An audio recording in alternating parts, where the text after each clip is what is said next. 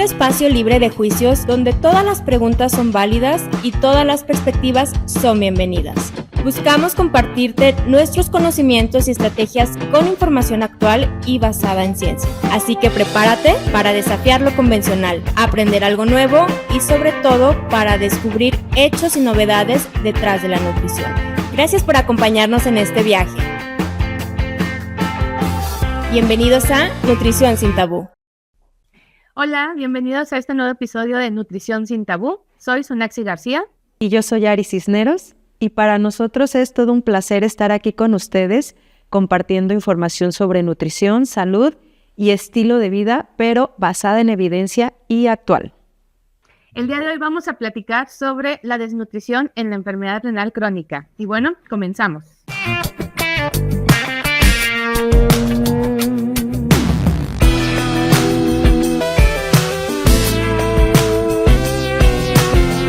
Comencemos, Uni, este tema, híjole, se me hace súper interesante, súper ad hoc con esta profesión que elegimos seguir, ¿no? Como nutriólogas renales, pero también a la par súper alarmante y que requiere mucho de ese poder de cambio que cada una de las profesionales nutriólogas renales tenemos que ejercer.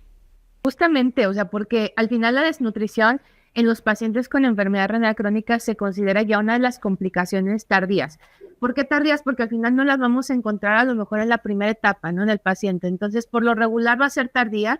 Y bueno, se ha demostrado que toda esta progresión de la enfermedad renal en conjunto, por ejemplo, con una restricción de dieta, de ciertos alimentos, de proteínas, de ciertos otros grupos de alimentos que sí son importantes para el paciente, pues es lo que conlleva a que este paciente pierda peso y se lleve esta desnutrición como tal, ¿no? Entonces creo que ya hablaron un poquito acerca del consumo de proteínas y de la calidad, ¿no? De la proteína, pero la mayoría de los pacientes que en un inicio estamos buscando retrasar el inicio de diálisis o de hemodiálisis, lo que hacemos es disminuir un poco el aporte de proteínas por parte de la dieta, ¿no?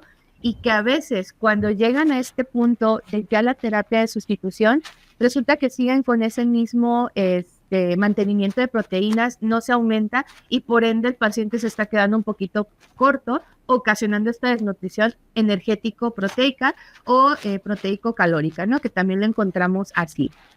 Sí, justo esto que mencionas es como una bolita de nieve, ¿no? El paciente a veces solamente tiene la oportunidad a lo mejor de tener asesoría nutricional en las primeras etapas donde a lo mejor los objetivos nutricionales sí van más incluso hacia la pérdida de peso. Si por ejemplo viene el paciente con, no sé, síndrome metabólico detrás, con un descontrol de la glucosa, con hipertensión.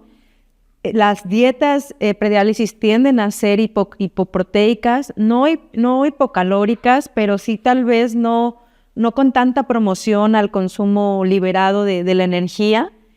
Y si esto no se lleva con una buena asesoría, un buen acompañamiento durante el proceso de la enfermedad, si hay pacientes que llegan a etapas terminales todavía con esos ruidos de, bueno, es que no puedo consumir esto, no puedo consumir aquello, y es una bola de nieve, ¿no? Va de menos a más en cuanto a la velocidad con la que aparece justamente estas pérdidas de masa muscular, masa grasa, esta desnutrición meramente, ¿no? Sí, justo en la etapa de prediálisis que lo mencionas es donde se ha observado un poco más de la prevalencia, ¿no? Y es extraño que observemos en etapas tempranas, por ejemplo, estadios del 1 al 4, que de repente, pues sí, se estima un 20-25% de la población en este estadio de la enfermedad renal que tiene ya un desgaste energético proteico. Y digo, se me hace un poquito extraño porque al final en estas etapas lo que preservamos o lo que buscamos es tratar de que el paciente no tenga estas complicaciones que ya lo mencionabas, ¿no? De la diabetes, de hipertensión, que no tenga tan elevado que la presión arterial, que el control de la glucosa, y no buscamos como tal restricción de alimentos o de algún macronutrimento importante, ¿no? Entonces se me hace un poco pues ruda, ¿no? Las cifras que vemos en esta etapa.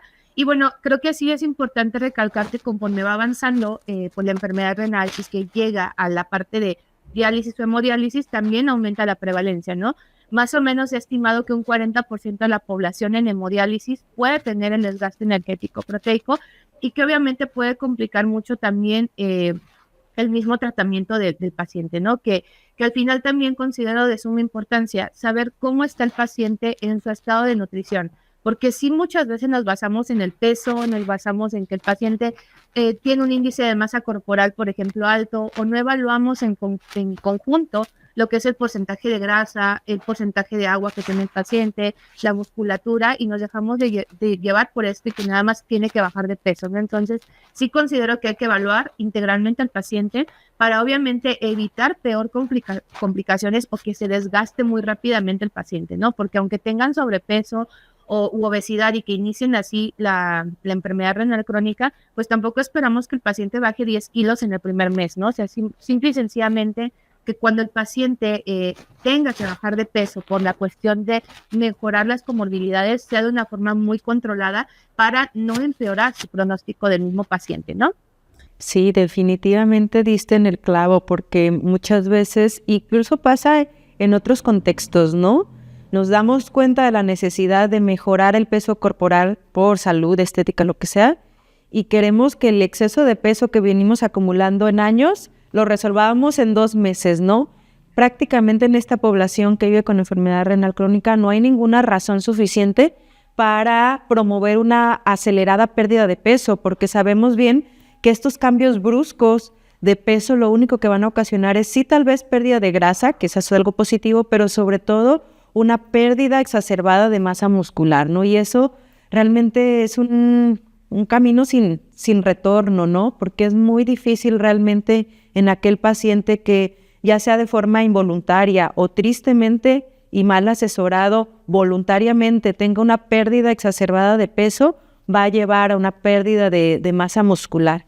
Y las cifras que nos da Sony son alarmantes, ¿no? 40% de la población en terapia sustitutiva ya con desgaste, con desnutrición. Y para mí, el verlo en contexto de Latinoamérica y México, más que alarmante, es doloroso, ¿no? Porque significa que no hemos hecho lo suficiente como sistema y como gremio, en este caso de nutriólogos, ¿no?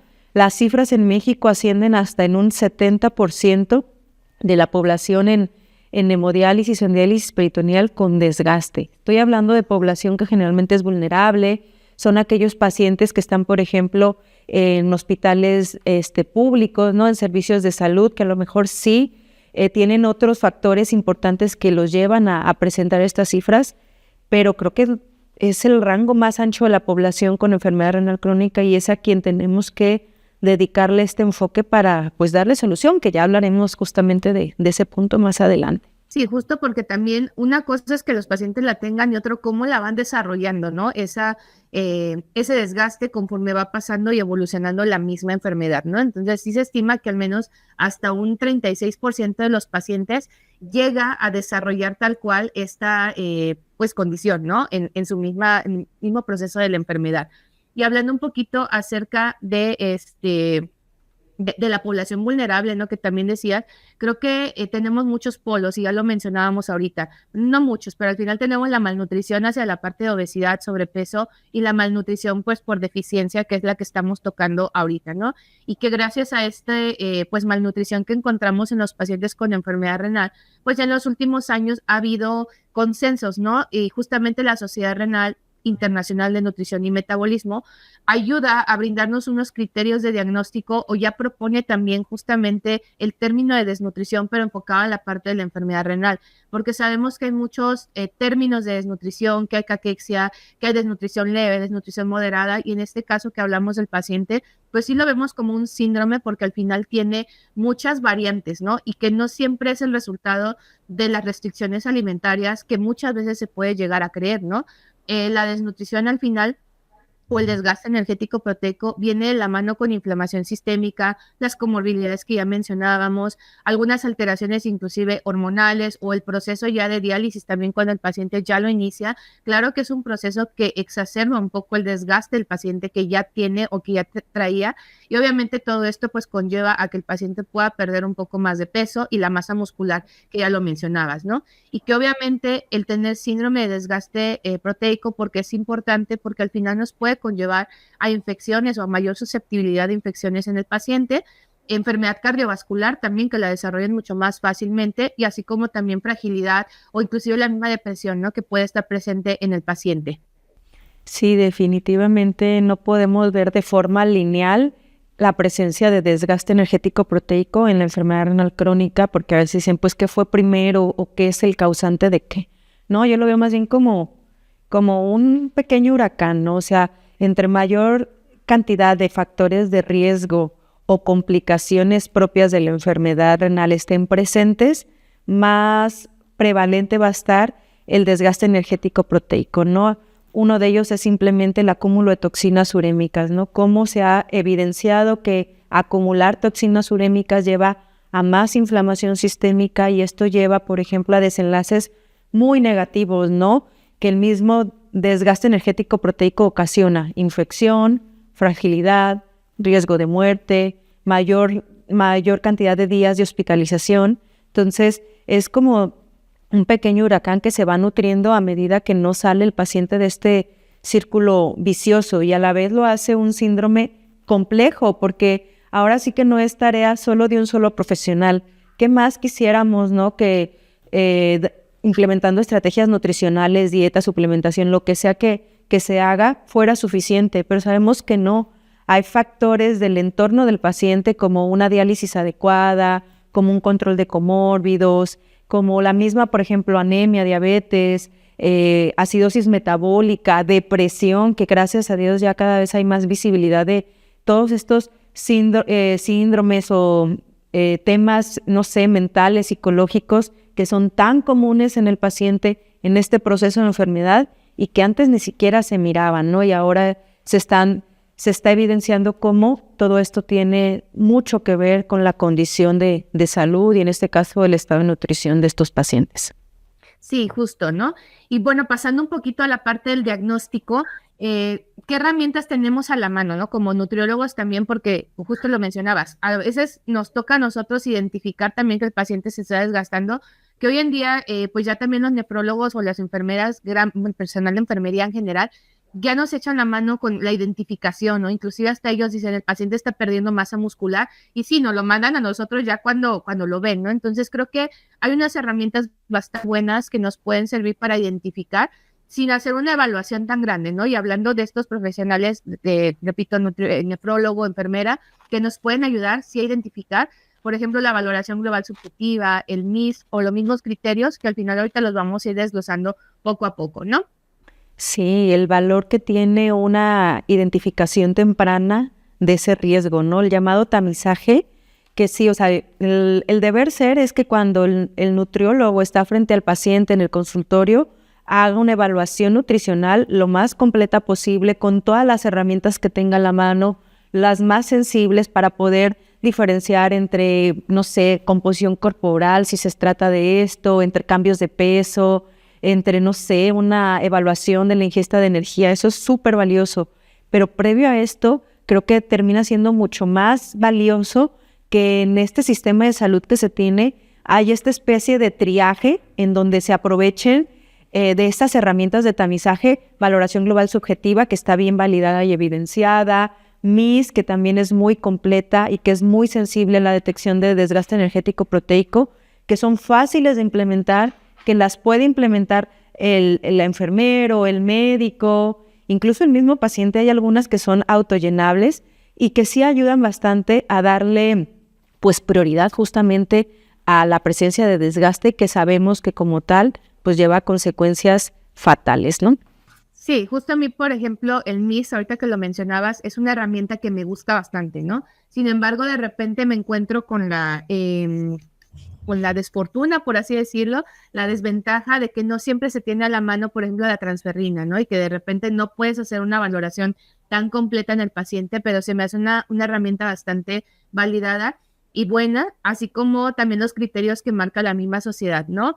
Porque justo me gustan estos criterios porque tiene diversos apartados, desde la parte bioquímica, la parte del cambio en el peso en el paciente, la masa muscular, que claro que es indispensable para poder definir, ¿no? Si tiene o no el paciente desgaste energético proteico, así como también la ingestión alimentaria, que pues obvio nosotros como nutriólogos podemos desglosar comparado con otro profesional de la salud, ¿no? Que a lo mejor ellos sí pudieran evaluar el índice de masa corporal, que sabemos que en el paciente con enfermedad renal buscamos que esté por arriba de 23 kilogramos sobre metro cuadrado y nunca por abajo de ese, ¿no? Porque es riesgo para el paciente. La pérdida de peso, que sí nos ayuda y cualquier otro profesional lo pudiera hacer, ¿no? Esta pérdida de peso con una simple regla de 3, sin embargo, pues lo podemos evaluar nosotros en el tiempo que lo ha perdido el paciente, porque no es lo mismo 3 meses a 6 meses que lo ha perdido, la gravedad, ¿no? De a lo mejor 1 kilo, 2 kilos, pues sí, a lo mejor 2 kilos en 6 meses no es tanto, pero 2 kilos en una semana, por ejemplo, puede ser bastante para este paciente, ¿no? Con enfermedad renal.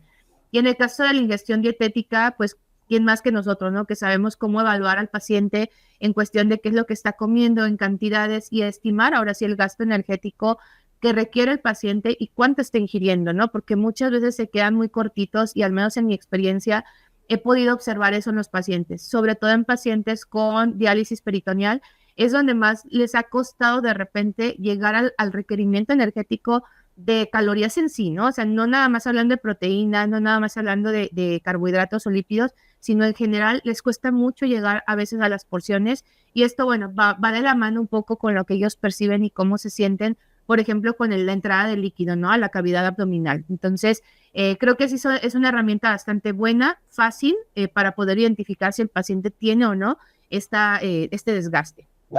Sí, definitivamente, aunque la evidencia sobre su relación con desenlaces fatales no ha sido tan sólida como lo es MIS o valoración global subjetiva, que ahí sí no hay, o sea, no hay duda.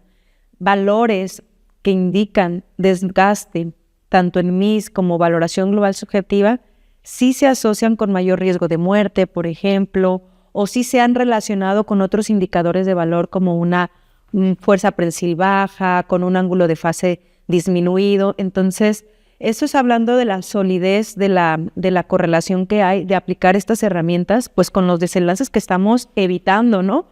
Pero en el caso de estos criterios de la Sociedad Internacional, yo creo que todavía estamos por ver un poco más de su practicidad, ¿no? Porque creo que son herramientas diferentes. Las dos primeras son más para un tamizaje, esta segunda no es tan práctica, tal vez sí se tiene que implementar en consultorio, pero es muy útil porque, por ejemplo, de los 4 componentes que mencionabas, prácticamente estos 4 componentes son parte de la evaluación nutricional completa. Entonces, ¿qué mejor que tener indicadores claros de cuándo ya es un foco de alerta, ¿no? Llámese colesterol menos de 100, la albúmina menos de 3.8, el IMC menos de 23, o no se diga las ingestas, ¿no? Una ingesta calórica menos de 25, sea criterio o no sea criterio, es un foco de alerta de que el paciente está presentando falta de apetito, una ingesta insuficiente y que es el preliminar a una pérdida de masa muscular, grasa y por ende una pérdida marcada de peso. Entonces, cualquiera de las 3 son herramientas útiles a implementar, creo que en diferentes escenarios y contextos, pero que nos ayudan sobre todo a, 1, identificar como diagnóstico de síndrome y 2, el monitoreo, que también para mí la joya de la reina es el monitoreo frecuente y el acompañamiento frecuente del profesional de la nutrición para que el paciente realmente logre salir de este bache que es el desgaste.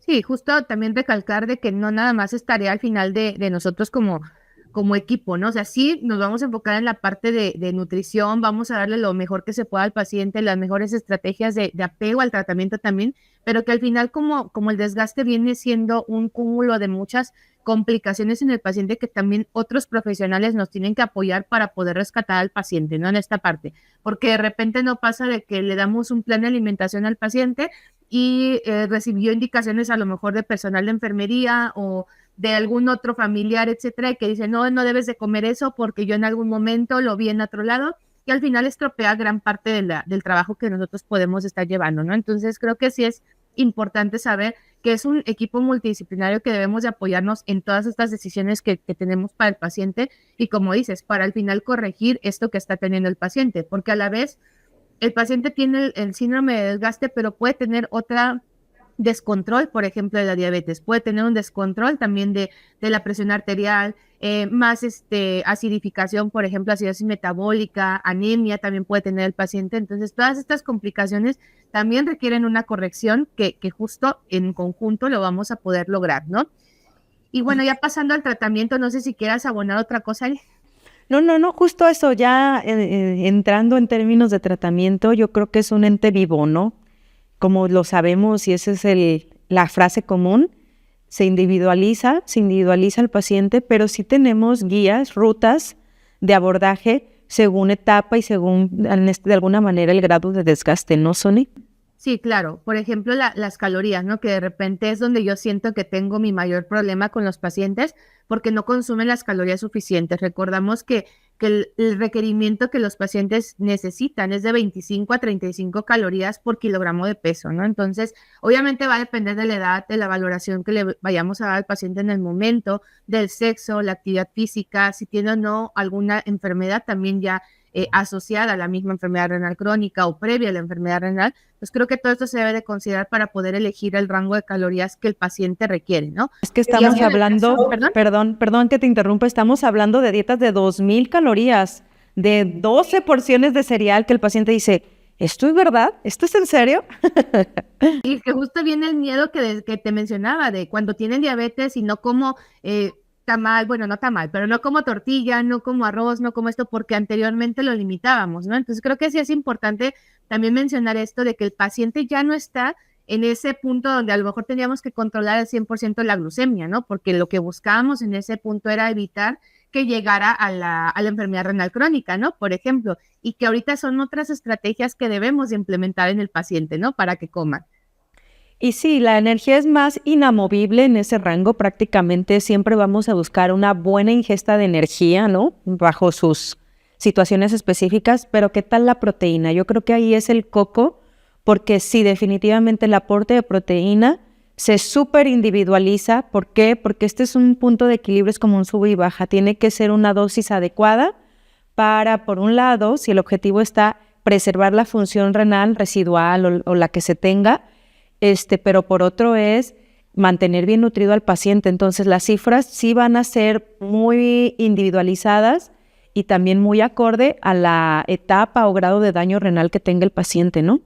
Inclusive también si tienen una terapia de apoyo como lo son los aminoácidos, ¿no? También que ya vienen más reducida de la parte de la dieta, ¿no? En el paciente. Entonces sí creo que es importante eso que ya mencionaban también ustedes, y no sobre dar también la proteína, porque a mí me tocó, pues ya hace algunos años, ¿no? Cuando yo estudiaba, que nos decían que inclusive ya en terapia de diálisis, hemodiálisis, llegábamos o podíamos recomendar hasta 1.5, alguna bibliografía llegué a leer de 2 gramos por kilogramo de peso, cuando la realidad es que hoy en día ya las actualidades nos dicen que no podemos exceder a lo mejor el 1.2, depende de cada paciente, porque al final si hay una infección, si hay alguna desnutrición en el paciente y que debemos de buscar ese extra, claro que es individualizar, pero que justo el hecho de preservar ese rango de proteína, que yo creo que ya también lo hemos mencionado bastante, es ayudarle a preservar esa función renal residual del paciente, ¿no? Muchas veces sí a lo mejor orina 10 mililitros el paciente, pero sigue funcionando poquito su riñón, no de la forma que esperamos, pero al final sigue esa función. ¿Qué pasa con el paciente que ya no orina, no? Entonces ahí sí va perdiendo y pasa mucho, sobre todo ya cuando están en estas terapias de sustitución, de que dejan de orinar completamente y eso nos da un indicio de que ya perdieron la función renal residual, ¿no? Sí. Yo creo que la dosificación de la proteína siempre es un tema de debate. Yo tengo amigos nefrólogos que son más como hacia no restrinjas, libérala. Y habrá quienes no son más ortodoxos, sino si voy a dar alfa-cetoanálogos 0.5, 0.3, 0.6 apegados. Pero yo creo, estos años de experiencia pues frente al paciente, creo que me han hecho concluir que sí es importante saber prescribir, que como todo en esta vida, ni demasiado ni tampoco, ¿no? Porque, por ejemplo, se sabe que en prediálisis sí debes de restringir, pero debes de cuidar que independientemente de lo que suceda, no tenga ingestas mayores a 1.3, que ese es como lo que dice uno de los grandes estudios, ¿no? Para evitar justamente que realmente estés promoviendo la progresión de la enfermedad. Pero, bueno, creo que es tarea del profesional, sí, dar con precisión la dosis, pero sobre todo acompañar para que el paciente se apegue, porque no se trata de pelearnos por 1.8, 1.9, 1.1, 1.2, porque cuando lo traduces al platillo del alimento, significa que es o un filete así o un filete así. O sea, para el paciente realmente no es mucha la diferencia, es añadirle una clara de huevo más o quitarle esa clara extra que estaba añadiendo, tomar o no tomar medio vaso de leche. A veces es así de sensible justamente la precisión de un plan, que si hacemos una buena prescripción en la teoría de la dieta, pero no hacemos un buen acompañamiento, ya está de más haber prescrito 0.6 o 0.8, porque el paciente tal vez no logró adherirse y está comiendo 0.9, ¿no? Entonces, sí es importante, obviamente, la precisión, identificar y leer y revisar muy bien la base o la guía internacional que nos va definiendo cuánto precisar en cuanto a proteínas y en qué situaciones poder jugar con los rangos, pero insisto y sobre todo el acompañar al paciente, porque si no en la teoría queda perfecto ese dietocálculo, pero en la práctica es otro mundo paralelo, ¿no? Y la adherencia del tratamiento viene siendo nula, ¿no? En el paciente. Y justo también de la mano las grasas, nada más para comentar un poquito, que muchas veces también les da miedo el hecho de cocinar con algún tipo de aceite o agregarle la grasita, ¿no? Al alimento, y que sabemos que cuando están en etapas de prediálisis, ya lo mencionabas ahorita, elevamos los cereales, ¿no? De la dieta, y también las grasas van a la par, y lo que siempre tenemos que explicarle a los pacientes es, si yo reduzco este nutrimento, claro que debo de aumentar los otros para que no te quedes corto, ¿no? Entonces, de repente los pacientes vienen casados con asar todo y tener todo completamente asado, y ahí es donde yo les comento, si de por sí ya tienes todo seco, porque a lo mejor tenemos la limitante de los líquidos, que ese es otro tema, pero si no vamos a consumir algo tan jugosito, algo cocido, etcétera, pues al menos darle saborcito con la grasita, ¿no? Darle esa jugosidad con a lo mejor una cucharadita de aceite de oliva para evitar que sea completamente asado el pescadito, ¿no? Que mencionabas. O la pechuga de pollo, que sabemos que si no estamos pendientes se nos cose de más y al final pues queda muy seca, ¿no? Entonces, todo esto también es ir educando al paciente y abrirle los ojos de que pues al final no todas las grasas son malas y que realmente son necesarios también en esta parte de la ingestión dietética, porque todo en conjunto nos va a ayudar a llegar a esas calorías que requieren, ¿no? Y si no, pues ya hacer uso al final de una suplementación, que aquí los pacientes también de repente solo quieren eso. No sé si te ha pasado de que nada más buscan algún suplemento y no quieren hacerlo ni siquiera con la parte de la dieta. Sí, yo creo que la suplementación por diferentes aristas es mal vista a veces y mal aplicada, ¿no? Tenemos por un lado los pacientes que en su necesidad de facilitarse en la vida, suplemente, y a veces la verdad no es tan necesario o está mal dirigida esa asesoría de suplementación. Tenemos por otro lado aquel profesional de la salud en contra total de la suplementación, que bajo ningún motivo o circunstancia, porque no la ve necesaria, porque su consejería nutricional es suficiente y demás.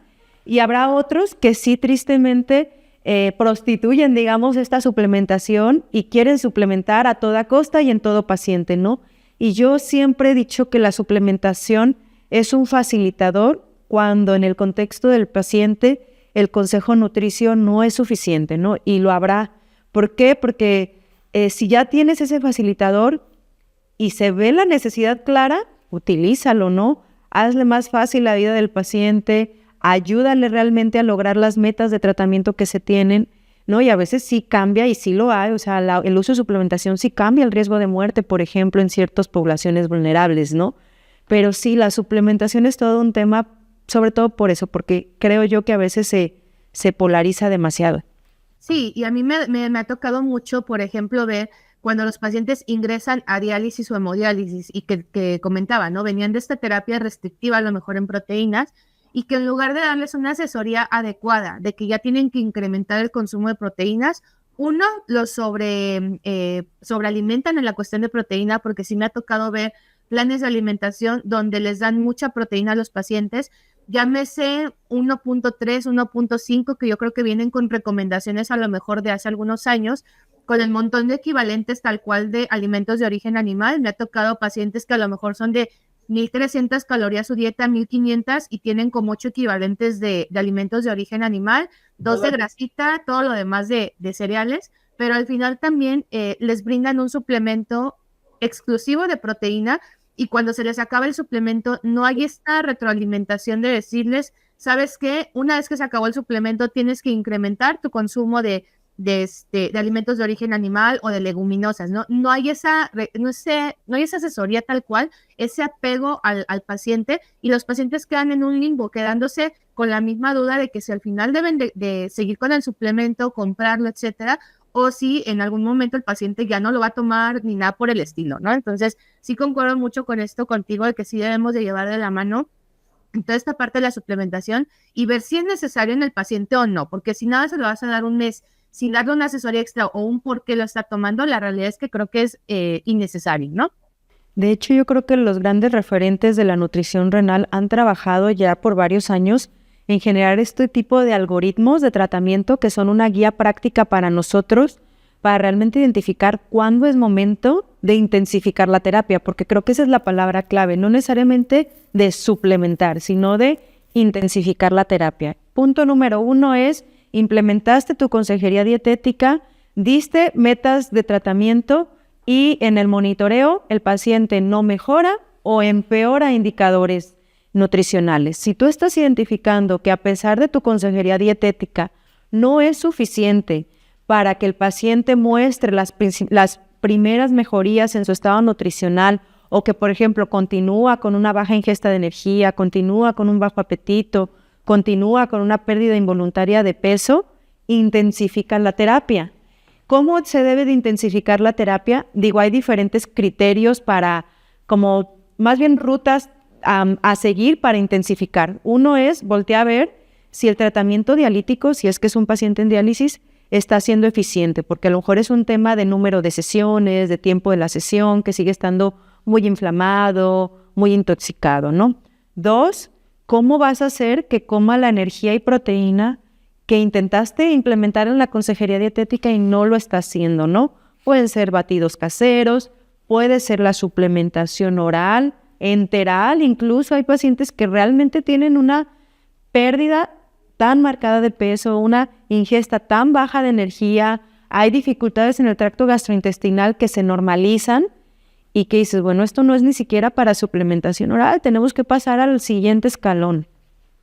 Sí, sobre todo los que tienen, por ejemplo, bajo apetito, ¿no? O las náuseas, que muchas veces persiste por este incremento de toxinas, ¿no? Que al final sí debemos estar conscientes de que no van a bajar las cifras, sobre todo ya cuando están en diálisis o hemodiálisis. Hay cifras que se mantienen muy, muy estables, ¿no? Que es con lo que se guían, ¿no? Los nefrólogos para saber si está o no adecuada la terapia de sustitución en el paciente. Y que, por ejemplo, esto exacerba estos síntomas de náuseas, de vómito, de inclusive hasta ausencia del apetito, ¿no? Entonces, sí es importante saber en qué momento poder optar por estos suplementos y también explicar al paciente, ¿no? Porque para ellos también puede ser muy fácil ir a la farmacia y comprar cualquier suplemento, pero sí debemos de dar esta consejería, desde que no todos los suplementos pudieran ser aptos para ellos, ¿no? Por la cuestión de que a lo mejor trae algunos elementos como fósforo elevado o un fósforo adecuado para la población que no tiene enfermedad renal crónica, pero que al paciente por facilidad y lo compra en algún lado, puede que sí le eleve el fósforo, ¿no? Entonces creo que todo esto va muy de la mano con sí saber identificar o no si el paciente lo requiere y qué tipo, ¿no?, de suplementación requiere, porque no es lo mismo un módulo exclusivo que ya lo mencionabas de proteínas a mencionarle que debe de consumir un batido, por ejemplo, donde sí vengan hidratos de carbono, lípidos y proteína, ¿no? Que en conjunto, obvio, nos va a ayudar al incremento de las calorías.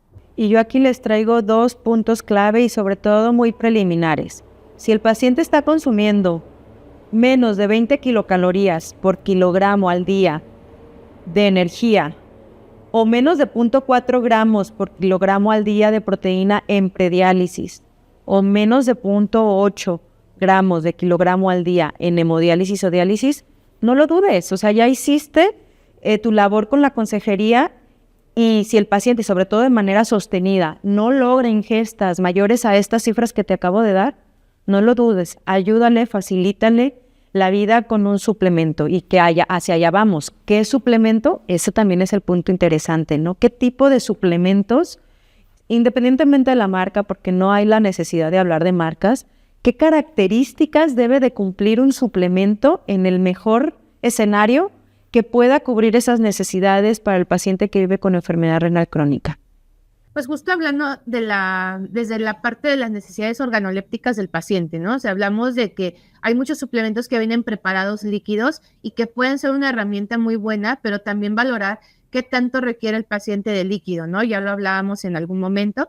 Entonces, muchas veces optar por algún suplemento que no tenga sabor o que sea neutro, ¿no? El sabor para poderlo incluir en diversas preparaciones. Habrá pacientes que a lo mejor les guste la parte de que sí tenga algún sabor para que se lo puedan tomar más fácilmente. Entonces creo que todo esto va de la mano y a veces es ir experimentando con el mismo paciente, ¿no? Al menos yo por lo regular, si llego a dar la suplementación, les pongo varias opciones y les voy explicando. Este está el sabor, este sin sabor, este tiene tal cosa por si te causa esto, sobre todo los que tienen fibra, ¿no? De repente, este puede tener fibra y te puede causar que vayas más al baño, no una diarrea, pero sí que vayas más veces al baño, ¿no? Este es en polvo, este es líquido, este es así, justamente para que el paciente también tenga la opción de ver, ¿no? En qué momento del día lo va a ingerir, porque hay pacientes que sí se lo llevan a, por ejemplo, a la sesión de hemodiálisis, que se ha estudiado mucho, ¿no? De que en una terapia dialítica les funciona mucho mejor que a lo mejor se lo tomen en otro momento del día, ¿no? Entonces creo que empezando por esto y ya obviamente tú como profesional creo que también identificar qué es lo que buscas, sí, que le dé calorías, que le dé proteínas, que le dé todo parejo al paciente para poder darle la mejor recomendación sobre cuál pudiera ser, ¿no? Sí, y en términos generales, los que tienden a alinearse más, pues son aquellos que no están hipervitaminados, que tienen de la A a la Z, no es necesario, aquellos que son bajos en azúcar, aquellos que tienden a ser hipercalóricos, porque ya hablábamos de esta necesidad de lograr obtener la energía suficiente, estamos hablando de 1.5, 1.8, 2 kilocalorías por mililitro para cuidar el tema del control de líquido, que sea ajustado en minerales, ¿no? Que sí podamos por lo menos tener en la etiqueta el aporte de sodio, fósforo, potasio, que no tengan muchos aditivos, porque también esto es importante, y que la parte de la proteína, como bien dices, venga ajustado, ¿no? No porque sea hiperproteico va a ser para todos. Hay necesidades específicas, ya lo decías, incluso hay modulares de proteína, ¿no? Suplementos que solo ofrecen proteína, y habrá pacientes que eso es lo que requieren, ¿no? O sea, simplemente el repletar la proteína. Entonces, sí hay opciones. A mí lo que se me hace muy interesante en la suplementación es eso, la polarización que se le da, pero hay ensayos, hay estudios, de hecho, de un gran número de pacientes. Aquí me viene uno a la mente de más de 3,000 pacientes, por ejemplo, en hemodiálisis, que fueron sometidos a suplementación, y resulta que los efectos de suplementación a largo plazo sí fue una reducción de la mortalidad hasta en un 69%. Para mí esas son cifras contundentes de por qué la suplementación bien implementada sí puede salvar vidas.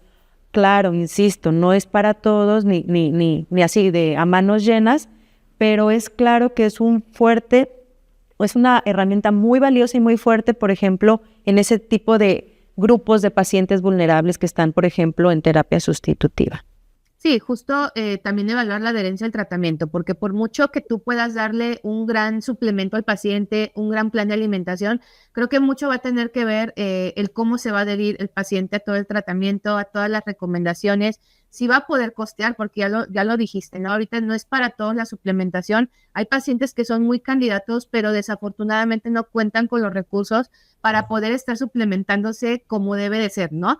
Me tocó un paciente que la recomendación de uno de los suplementos que tomaba era 3 cucharadas en cada tiempo de comida, y por cuestiones pues monetarias, al final el paciente tomaba 1 cucharada en cada tiempo de comida, ¿no? Entonces, pues reducía la dosis tal cual a 1, si nos ponemos a pensar, la reducía a 1 al día, cuando a lo mejor la sugerencia era llegar hasta 3 porciones al día, ¿no? Del mismo suplemento. Entonces, creo que sí hay que valorar bien qué es lo que requiere cada paciente para que pueda tener este apego, ¿no? Tal cual, y que pueda beneficiarse y salir, ¿no? De ese desgaste o mantenerse y que no se siga deteriorando el paciente. Y diste al clavo, ¿no? Justo para cerrar el día de hoy con esta charla, creo que cualquier estrategia de la que hemos hablado, cualquier implementación de tratamiento para corregir o prevenir el desgaste, no se va a lograr sin implementar las adecuadas prácticas para aumentar la adherencia, ¿no? Uno de ellos es el rapport que logres en la consulta, ¿no? Si no logras estar al tanto y alerta de esas necesidades específicas de tu paciente cuando lo tienes en consultorio, difícilmente vas a lograr que el dietocálculo, el plan de alimentación, el ejemplo de platillos que tú le des, sea bien logrado allá afuera en casa, ¿no? Ese es como uno. Si no echas mano de, por ejemplo, herramientas como estos materiales de apoyo, estas listas de súper, yo qué sé, consejos prácticos, es difícil que el paciente te entienda de una vez toda esta parte teórica de los macronutrientes y demás, que a veces no nos damos cuenta, pero se lo aventamos como avalancha al paciente, ¿no? Sí, justamente, pobrecitos de que sí coma esto, sí coma lo otro, no coma lo otro. Entonces sí, o sea, los pacientes también tienen un exceso de información, yo muchas veces les digo, y a veces yo en la consulta inicial que tengo con ellos, cuando ya empiezan esta terapia de sustitución, a veces yo sé que tienen muchas preguntas, vamos a iniciar con esto, lo otro, explicar lo básico de que anteriormente no estabas comiendo tantas proteínas por esta situación, pero ahorita vamos a procurar que consumas más por esto, ¿no? Porque se pueden perder en la misma terapia de sustitución. Entonces, sí es ir aclarando puntos, dudas, por ejemplo, de los líquidos, inclusive cuánto deben de consumir, porque también son muy cuadrados de repente las recomendaciones que reciben por parte de otros profesionales, ¿no? De solamente 500 mililitros y el pobre paciente orina todos los días 2 litros y aparte tiene su terapia de diálisis, ¿no? Entonces, creo que sí es esta parte de exceso de información que reciben, de por qué ahora sí puedo comer tortilla cuando antes por la diabetes me quitaron las tortillas y ahora resulta que sí puedo, ¿no? Entonces, sí ir poco a poco dándole las herramientas, hablando también con los familiares que están al pendiente de los pacientes, porque muchas veces el paciente lo entiende perfecto y te dice gracias, te agradece tanto de que puede comer ciertas cosas que anteriormente lo limitaban, y resulta que llega a casa y la esposa, esposo o cuidador se quedaron con recomendaciones que alguien más les dio, que no fue a la consulta de nutrición y sigue siendo muy estricto con el paciente, ¿no? No, pero a mí me dijeron que no comías este tipo de carne, que no consumieras este tipo de fruta y les van, pues al final restringiendo en lo que al final sí les podíamos nosotros brindar esta, no liberación, pero al final sí recomendación de que sí pudiera consumirlo o que no es tan perjudicial para el paciente, ¿no? Y me toca, por ejemplo, de la panadería industrial, que de repente desayunan eso o cenan eso y prefieren desayunar este tipo de alimentos a comer algo más natural, ¿no? Entonces es como darles toda esa retroalimentación para darles el valor de cada uno de los alimentos y que puedan hacer elecciones al final sabias, ¿no? Porque no todo se va a basar al final en el 100% en el plan de alimentación con porciones que le des al paciente, ¿no? Sino en esas actitudes o, bueno, sí, actitudes y actividades diarias que va haciendo el paciente con respecto a su alimentación, ¿no? Sí, Suni, creo que todo lo que acabas de decir, híjole, me hacen listar justamente ya no estrategias de tratamiento, sino algunas estrategias que pueden realmente a ti como profesional lograr que tus pacientes tengan mayor adherencia al tratamiento, ¿no? Rapport, consejos prácticos sobre preparación de alimentos, generar la red de apoyo que ya decías, ¿no? Involucrar a la familia, dar información filtrada, no un bombazo de información de valor de la enfermedad y el impacto de la alimentación en la misma, comunicación constante y monitoreo, un sistema de reforzamiento de logros y oportunidades del paciente que se lleva justamente en el monitoreo, y ya como último, empatía y vocación de ti profesional, ¿no? Porque si no lo hay, pues no funciona esto. Sí, no, es adaptarnos tal cual al estilo de vida del paciente también, ver qué tienen de oportunidad para poder comprar, ¿no? Porque muchas veces dejamos de lado la economía y el paciente está viendo de dónde sacar el alimento que nosotros le recomendamos y a veces hay desabasto, ¿no? En los hospitales, en los servicios de salud sobre ciertos medicamentos que tienen que costear el paciente por fuera, ¿no? Entonces, a veces se encuentran con esta parte de ¿qué compro, el medicamento o el alimento? Porque no puedo comprar las dos cosas, ¿no? Entonces, creo que sí la empatía es algo bastante valioso que tenemos como profesionales de la nutrición y que debemos de siempre tener presente, sobre todo con estos pacientes, ¿no? Que ya han sufrido también bastante en todo el camino del diagnóstico, de cambio de esto, del otro. Entonces, creo que sí es bastante interesante e importante mantenerlo. Y pues yo creo que con esto nos quedamos. Estuvo muy rica esta charla, se me pasó volando. Ya sé. Queda más que agradecerte, Suni, el espacio, la compañía. Pues muchas gracias también a ti, Ari, por este tema. La verdad es que sí fue un tema bastante enriquecedor. un tema que disfrutamos también en cierta forma platicar. Y pues bueno, muchas gracias por la charla. Gracias a todos los que nos están viendo en redes sociales. Nos vemos en el próximo video, en el próximo podcast. Estén pendientes, activen pues las notificaciones y no olviden de hacernos preguntas si es que tienen alguna de ellas. Muchas gracias. Bye. Bye.